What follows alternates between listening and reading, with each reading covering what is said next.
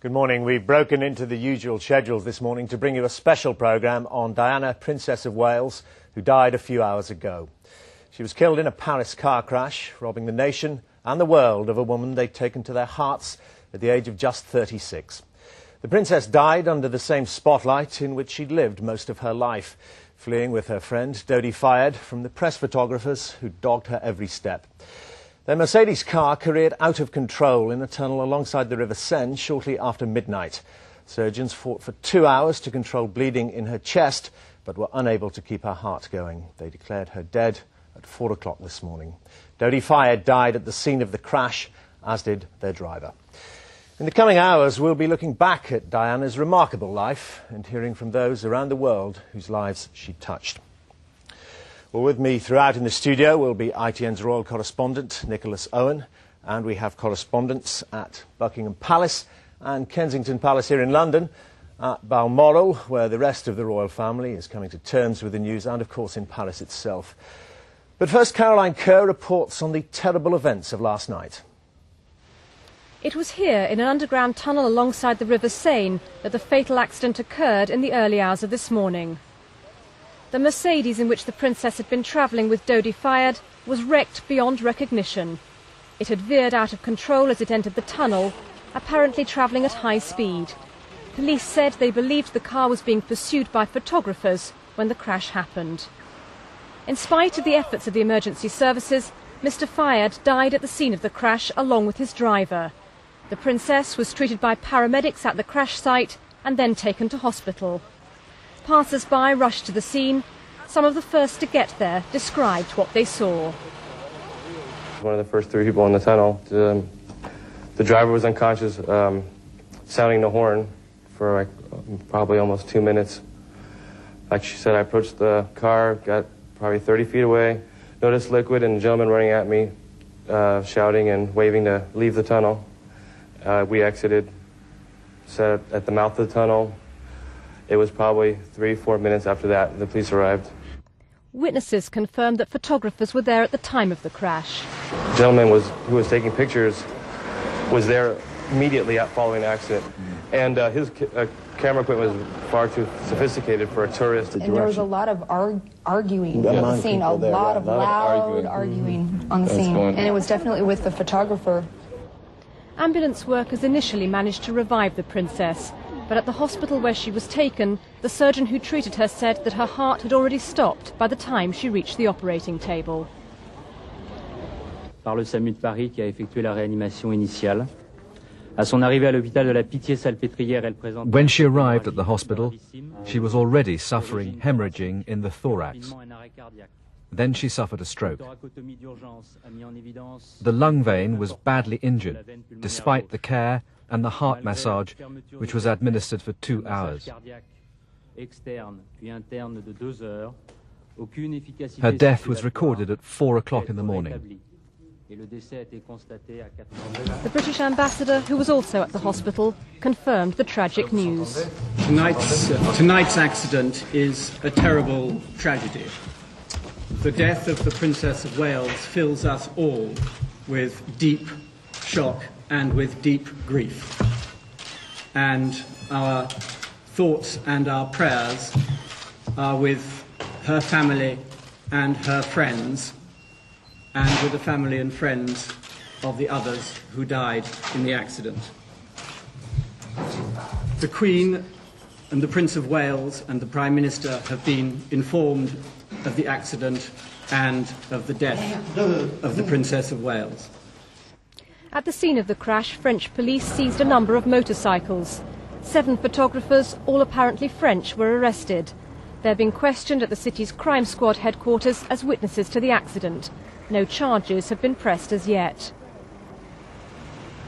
As the wreckage of the princess's car was towed away in the early hours of this morning, the French Interior Minister paid tribute to Diana, a woman whom he said was well loved in France and who will be greatly missed. Outside the British Embassy in Paris, the Union Jack was flying at half-mast, as Paris and the rest of the world wakes up to the news that Diana, Princess of Wales, died here last night. Caroline Kerr reporting there. Well, now to Nicholas Owen, our royal correspondent, with me here in the studio. Nicholas, the initial reaction of anyone waking up to this news is going to be immense shock, disbelief. Yes, Dermot, it has been the most appalling night, I have to say, for any of those of us who've been involved in covering these events, and as you say, as people wake up and digest the full nightmare of what has happened. But can I just say this before we start? Our thoughts must be, first of all, with those young princes, the sons, William and Harry.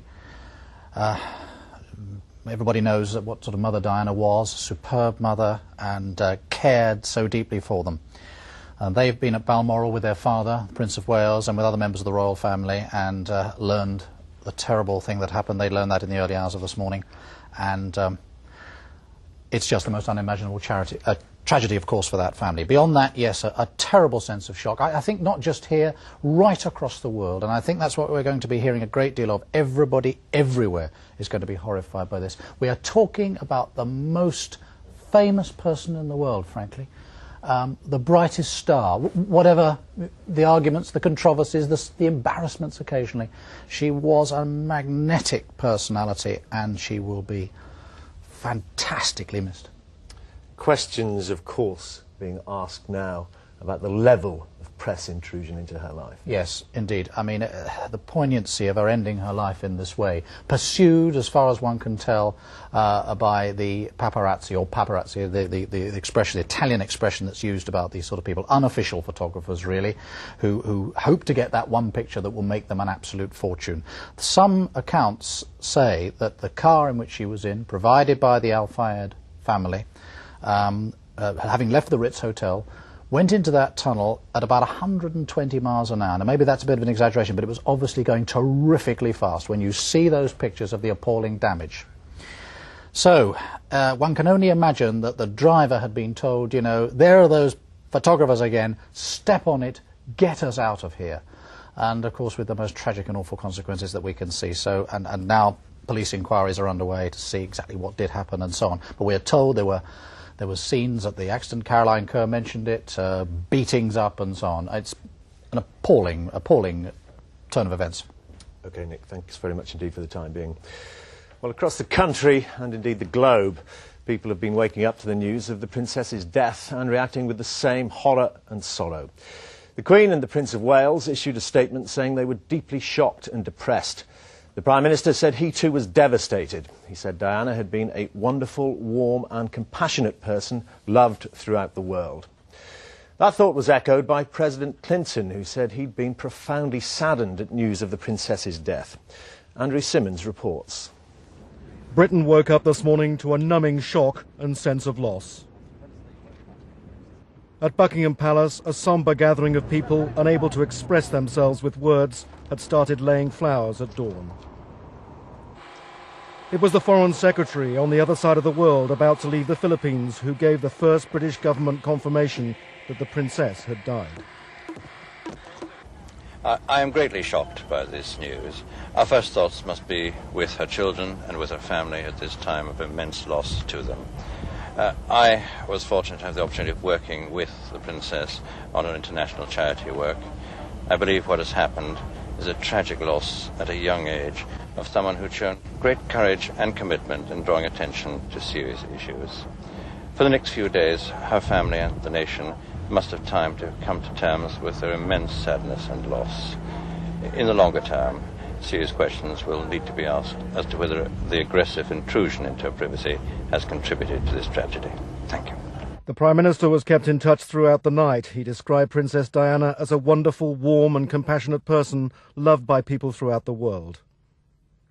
The Conservative leader William Hague said the whole nation will be in shock and in tears at this awful news, a reaction echoed by the Liberal Democrat leader. How does one react to an event which is so terrifying, so sudden, so unexpected and so horrific for obviously all those concerned? And one's first thought of her family, the princes and her wider family, and indeed that of Mr. Al Fayed. Beyond that, I think this is a moment for reflection and sadness. A light has gone out of our lives, and the lives of the nation, and that's a matter of most appalling sadness. Just after dawn broke, there were flowers outside Harrods, the pride of the Al Fayed Empire. Inside, shock and anger at the loss. The world has lost a princess who is simply irreplaceable, and Mr. Al Fayed has lost his beloved eldest son. And I would like to say that Mr. and Mrs. Al Fayed, who are together in Paris, are simply devastated by their own loss and share the sorrow of the princess's family. A Lambeth Palace spokesman said the prayers of the whole Church of England would be with the families of the princess and Dodi Al Fayed. And Cardinal Basil Hume said she will be remembered with great gratitude by so many of those who she endeavoured to assist in so many ways. Princess Diana's former press secretary, Jane Atkinson, was in deep shock. I didn't think I could believe it. When I went to bed, I knew there'd been an accident and that she was ill. And I think it's unbelievable. And I feel very sad for her family. The disbelief was shared by market stall holders in London's East End. And the guy that was going to Liverpool Street, he just stopped over there and he just stood and cried. And at first I didn't realise what he was crying about. And then when he told me, I just stood here. I couldn't believe it. I feel terrible, you know, really. I don't really feel like working, you know. It was such a shock. She was good, she was lovely, and I just feel very shocked. I feel a lot of people would be the same today. Very, very upset. Very upset. I think we all do. Spontaneous acts of sorrow are spreading throughout Britain on this solemn morning. Many are gathering at Princess Diana's London home, Kensington Palace. The first simple messages which begin to express overwhelming grief amongst the people of Britain. Andrew Simmons, ITN. Well, we had quite a lot of political reaction there, and our political correspondent Tom Bradby is in Downing Street now. Tom, what is the Prime Minister doing today? At the moment, the Prime Minister is in Sedgefield at his constituency home with his family. We believe he's about to go to church. After that, his plans are not quite clear. He was due to come back here to Downing Street sometime around in the late afternoon at 6 o'clock, they were saying originally. It's now not certain whether he will come here. There's some suggestion that he might go to Chequers. Downing Street are making it clear that what has to be immediately decided is whether there's going to be in a period of official mourning and how long, and they're making it clear that the Prime Minister will want to be involved in those arrangements. Tom, have there been any comings and goings there at Downing Street? Are the press team there saying anything? The press team are absolutely besieged by calls, as you could imagine. They're just trying to get out the basic statements. The Prime Minister, as you've heard, has been up since the early hours of this morning. He's been kept informed, initially making clear his shock and distress at what he heard.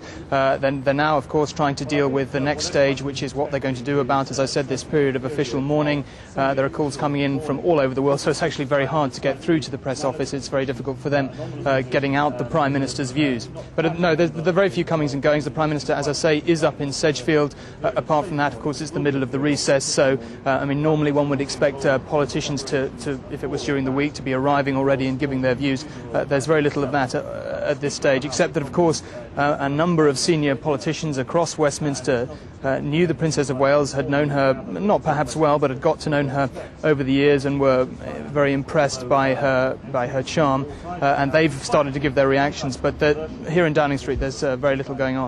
Tom, for the time being, thank you very much. Well, the Princess's death comes at a time when she appeared to be making significant strides in both her public and private lives. In recent months, she'd enjoyed tremendous success in her campaign to get a worldwide ban on anti-personnel landmines, winning backing from countries across the world, including the government here. And her private life seemed to be entering a new phase, thanks to her blossoming friendship with Dodi Fayed. Ian Glover-James reports. In the last months of her life, it seemed the princess was forever on the move, a restless lifestyle never out of the public eye. Unburdened, it seemed, by heavy security. This was the image the princess chose to portray. The caring campaigner for humanitarian causes. Here, against landmines in Angola. She'd cut down on the causes she worked for, but the cruel injuries inflicted by mines, long after conflicts like Bosnia had ended, affected her deeply. Her fame generated huge publicity for what were once little-known issues. Simply by being photographed with the disabled victims of landmines ensured those working to remove them won unprecedented support, even in the White House.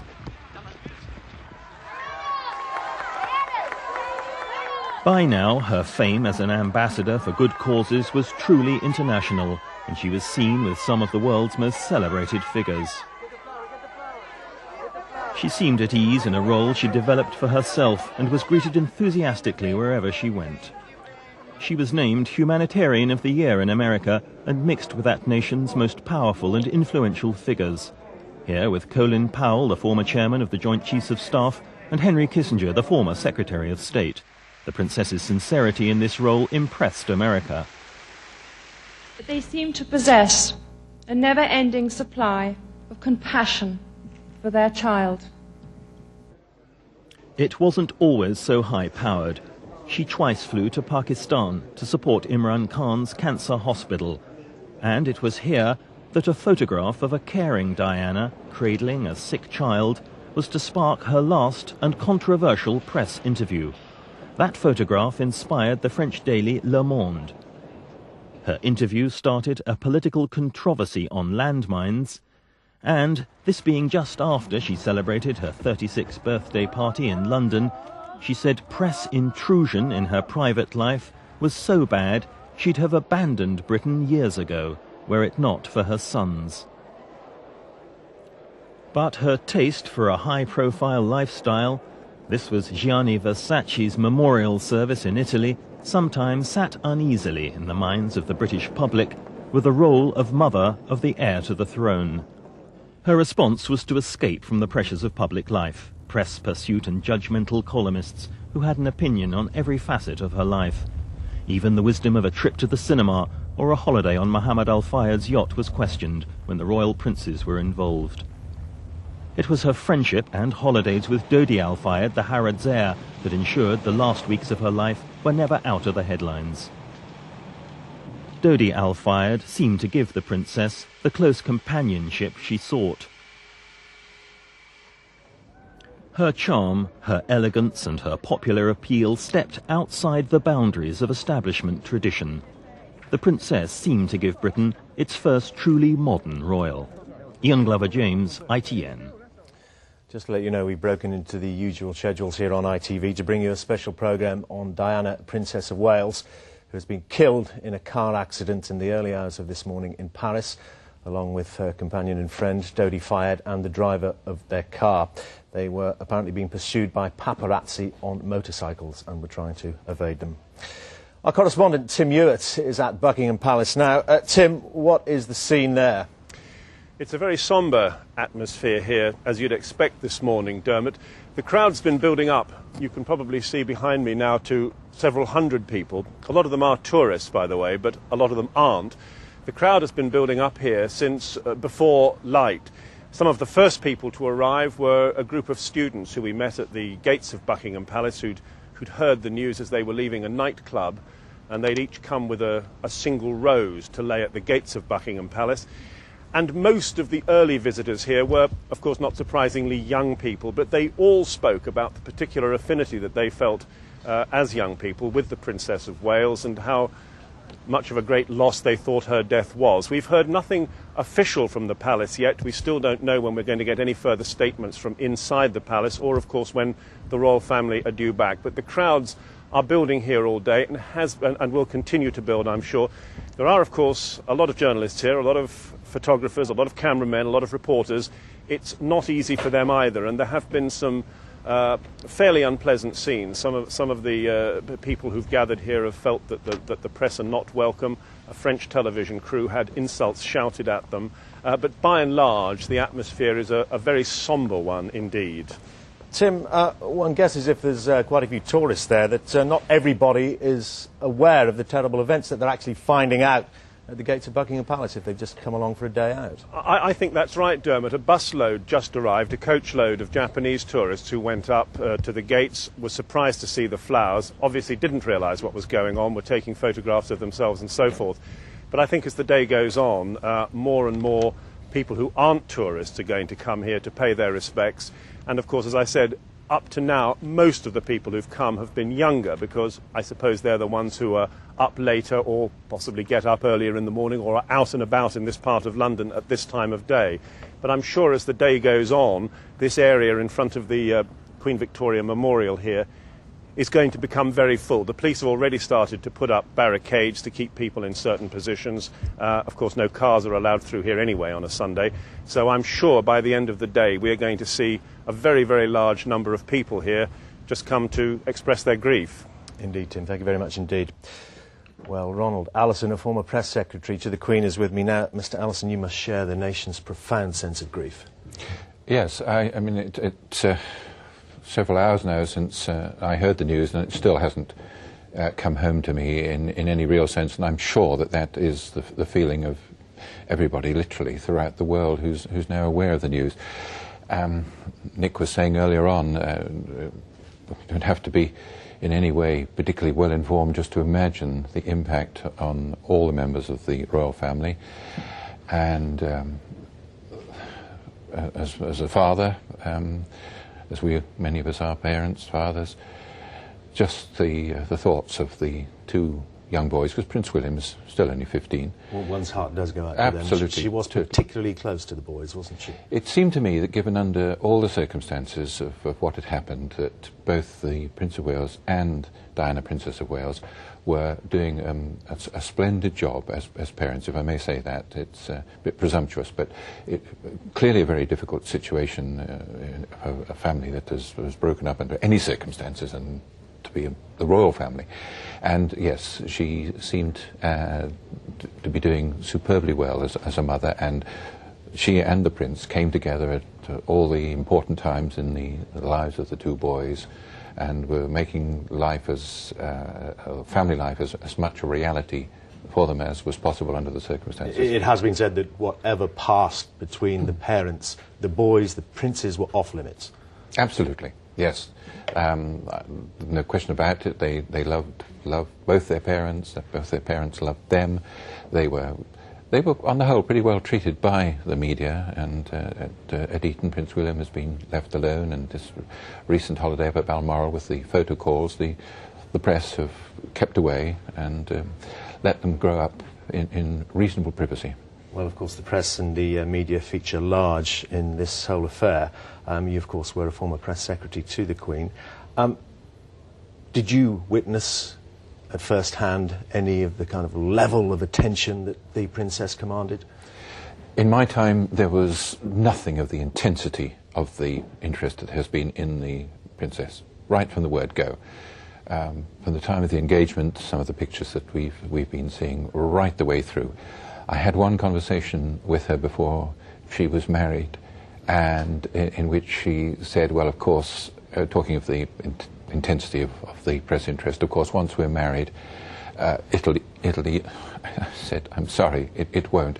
And when she announced, whenever it was some years back now, a sort of semi-retirement, again, in this very studio, we were discussing this. No, it was going to be with her always. So she was totally unprepared for it? At the time of her marriage? Yes, she was. She had, I don't think she, and perhaps that those around her couldn't have foreseen quite the intensity, because she was such an unusual person. And when you have somebody like her, who's just, apart from anything else, so beautiful, and that every editor will put her on the cover of every magazine as often as possible, and so on and so on and so forth, it was bound to build up into something that was almost too much to bear. Well, building up to the present day, it had become a frenzy, an absolute frenzy for photographs of her and Dodi. It's been said that a photograph of those two together could command hundreds of thousands of pounds, if not millions. Mm. Yes, and that was the case.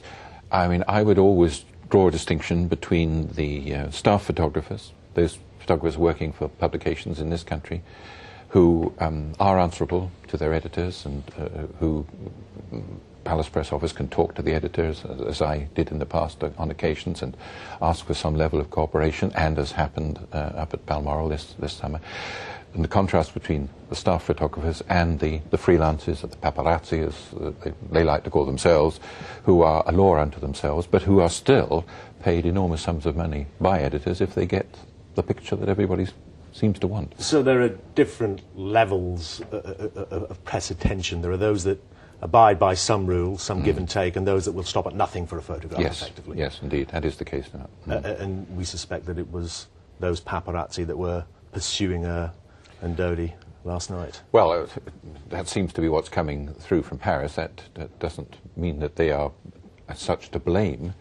That's not for us to say, but I mean, going back to my much quieter times, there were occasions when members of the royal family were pursued by photographers. They were in their cars, and some photographers riding pillion, somebody driving the bike, and the photographer riding pillion with his camera. It does happen, and we've seen what a consequence of it can be. Whether one can't yet say a direct consequence, but undoubtedly. Well, Alison, thank you very much indeed. French police say Princess Diana and Dodi Fayed were being pursued by press photographers on motorbikes, as we've just heard, when their car careered out of control.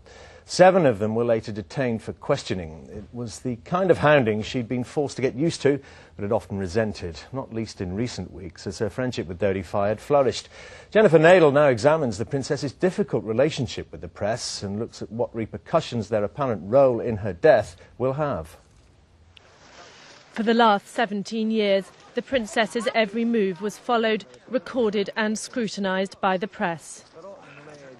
Whether trying to steal a few precious moments on holiday with her children and friends, or simply trying to work out at her London gym. Photographers and editors alike knew her face, and the fairy tale that went with it would always sell. Most recently, photos taken of the princess in Saint-Tropez with Dodi Fayed sold for hundreds of thousands of pounds.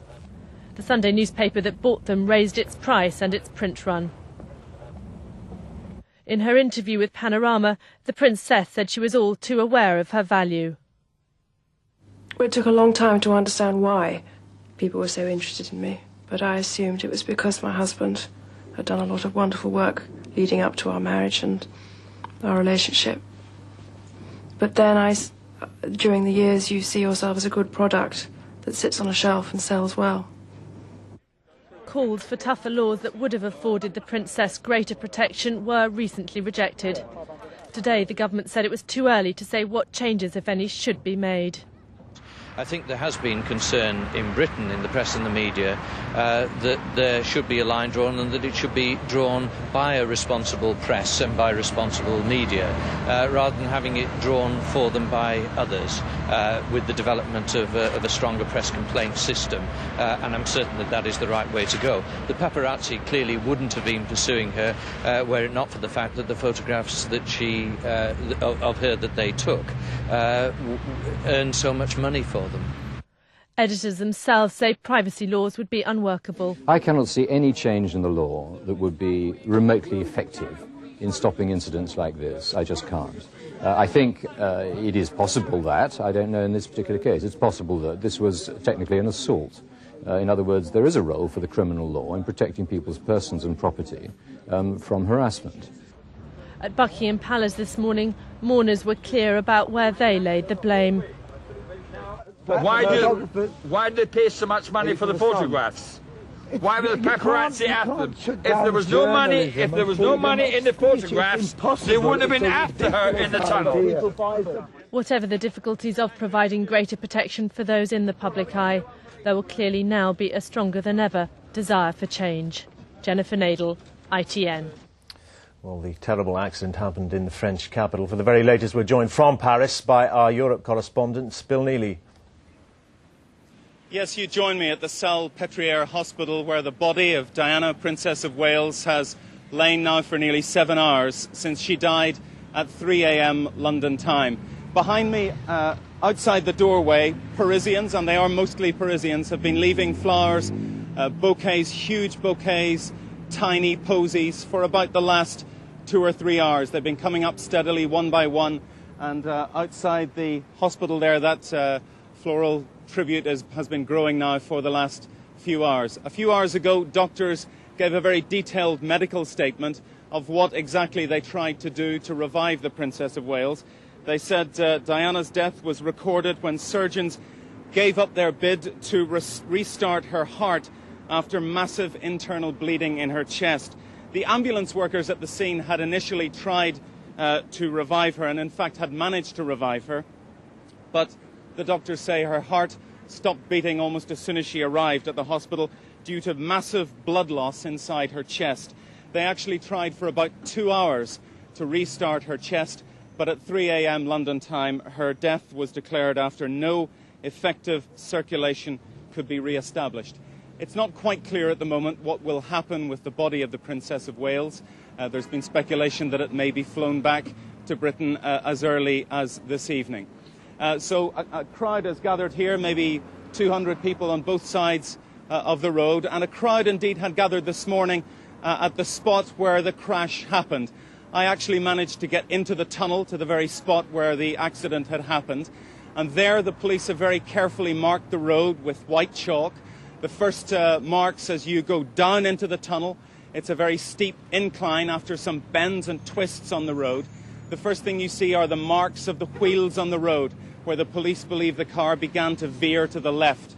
Then there is a mark on the curb, where you can see a chunk of concrete out of the curb where the car hit the curb.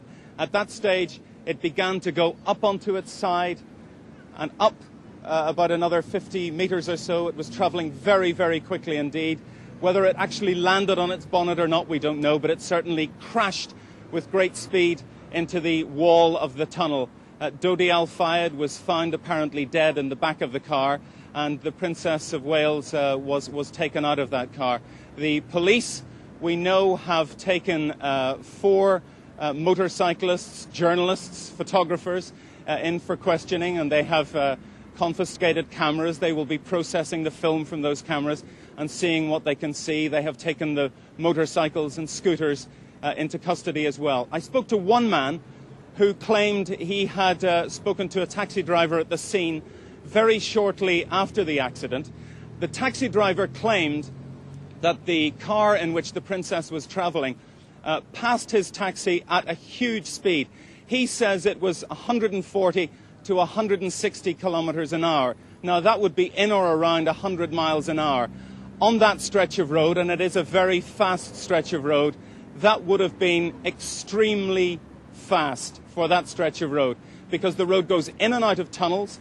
As I said, it dips down, the road curves, and then 100 yards into the tunnel at the Alma Bridge is where the crash happened. As I said, the body of the Princess of Wales was taken to this hospital, where for the last few hours, in fact, I think you can see some doctors and nurses outside. The mood here is very sombre and silent. Diana, Princess of Wales, was actually well loved in France for her sense of style, for her frequent visits to the country. It was clear she enjoyed France, and France enjoyed having her here. But one final word on the investigation. The police say they are investigating the crash as a possible case of manslaughter. So we certainly haven't heard the last from the investigation. The police officers are still at the scene. They're still examining the chalk marks, and they're still literally pacing out the site of the crash from the beginning of the tunnel to the appalling scene in the middle, now covered in sand and glass and the gloves of hospital workers and emergency workers who tried to revive Diana last night. The flowers were beginning to arrive there, petals being strewn on the road. That area will be closed off for some time. And I think, like London, Paris this morning is in mourning. Back now to the studio.